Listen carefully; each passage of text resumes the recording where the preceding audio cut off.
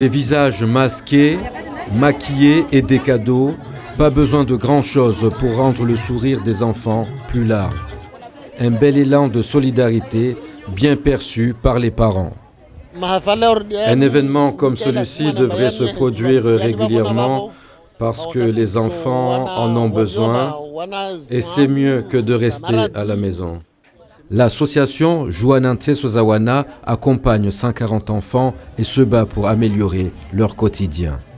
Et ça permet surtout en fait aux jeunes enfants d'apporter une certaine occupation et que ces enfants-là en fait en question puissent oublier justement soit leur passage en fait au sein de l'hôpital et puis d'améliorer vraiment en fait leurs conditions.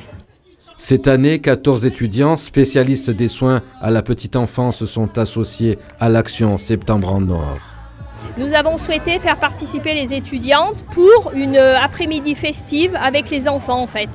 Parce que pour un enfant, le distraire, l'amuser, jouer, ça fait partie, selon moi, du traitement. C'est pas facile. Quand on est dans le service, on a le statut d'infirmière sur blouse blanche et tout. Ça fait peur à certains enfants parce que nous, on n'est pas méchants, mais en fait, on fait quand même des bilans sanguins. C'est un geste qui est un peu, c'est un peu douloureux pour les enfants.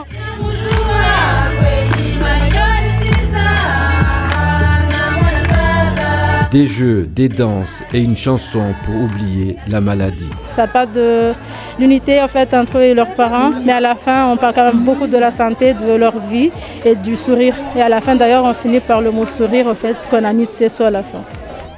L'association organise en moyenne 4 opérations par an avec tous les jeunes patients au centre hospitalier de Mayotte. Elle compte sur votre générosité pour rendre le sourire aux enfants.